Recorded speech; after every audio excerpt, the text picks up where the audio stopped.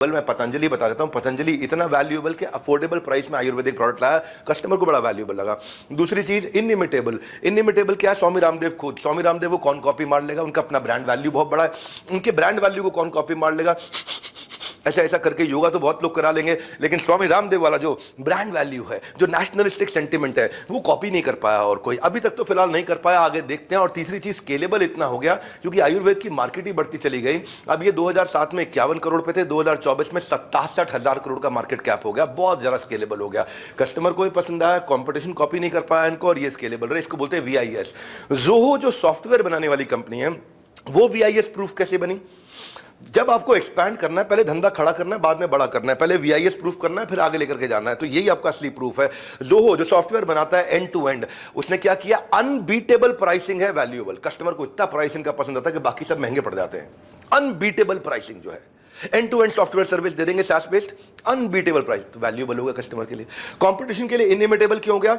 इन्होंने सस्ती man power से इन हाउस सेटअप बिल्ड करके, वर्क फ्रॉम होम बिल्ड करके, गांव देहात के अंदर टेक्नोलॉजी के लीडर बिल्ड किए, जिसके कारण उनको बहुत सस्ता पड़ा, बाकियों को टेक्नोलॉजी के लोग बड़े महंगे पड़ते थे।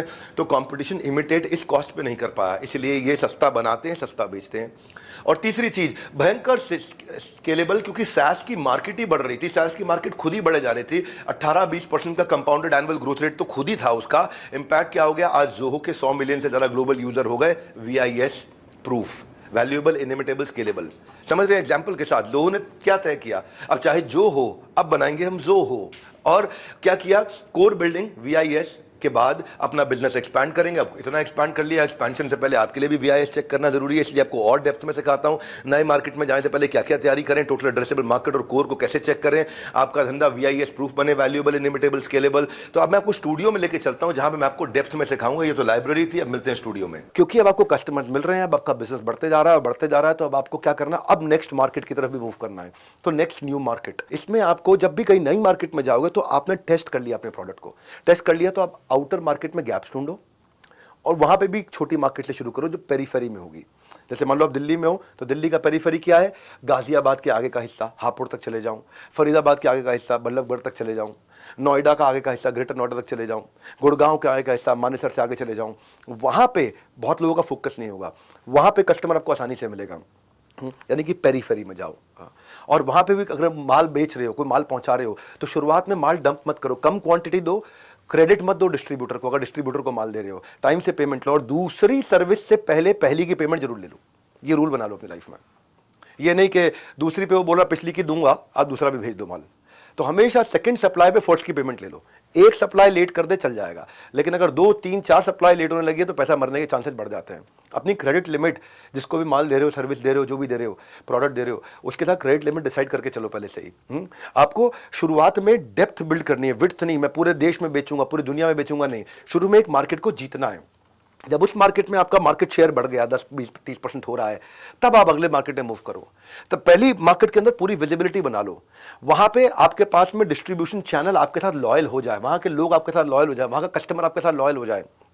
फिर उसके बाद आप अपने कमर्शियल टर्म्स को अक्रॉस ट्रेड, अक्रॉस कंट्री आप धीरे धीरे बिल्ड कर सकते हो। आप जहां भी जाओगे उसका मार्केट साइज पूरा समझो। ध्यान रखो, जब आप जल्दीबाजी में चले जाते हो ना, मार्केट मिल गया और टीम नहीं है तो अपॉर्चुनिटी लॉस है। और कई बार हम क्या करते हैं, मार्केट ठीक से मिली नहीं, टीम पहले हायर कर ली, तो कैश लॉस है। मार्केट जब मिल गई, टीम नहीं है आपके पास, अपॉर्चुनिटी लॉस है। मार्केट आपको नहीं मिली लेकिन टीम पहले ही हायर कर ली, यानी कि कस्टमर आपको नहीं मिला, टीम पहले हायर कर ली, तो कैश लॉस है। तो इसका बैलेंस करना है। नए की पहचान कर, बेहतर से बेहतर का अनुमान कर मेरे भाई। नेक्स्ट न्यू मार्केट जो है ना, आप पहले फोकस पायलट मार्केट में सफल नहीं है तो नहीं जाना। पहले बिजनेस खड़ा करना, बाद में बड़ा करना है। पहले देखना है आपको कि ये सफल हो गया, अब मैं देखता हूं अगली मार्केट की अपॉर्चुनिटी साइज क्या है। और मेरे पास 3 चीजें हैं, टीम, टेक्नोलॉजी और ट्रेनिंग। अगर मेरे पास टीम ठीक है वहां पहुंचने के लिए, मेरे पास टेक्नोलॉजी जिससे मैं ट्रैक और एफिशिएंसी कर ला सकता हूं, और ट्रेनिंग पूरी दे दी है ताकि वो माल जाकर के बेच के आए, तब आप नेक्स्ट न्यू मार्केट में एंटर करते हो।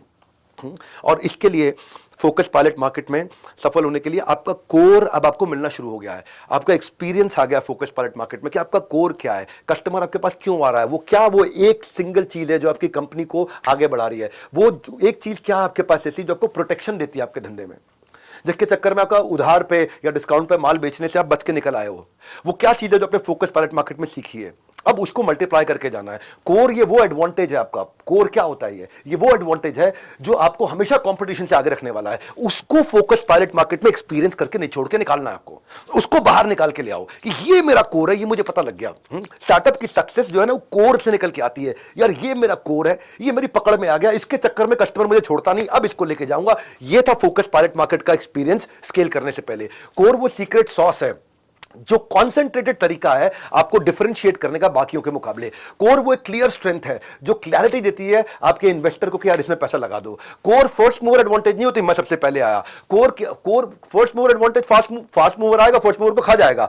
कोर वो चीज है जिसके कारण आसानी से मार्केट बिना डिस्काउंट दिए, बिना उधार दिए मिलती चली जाती है।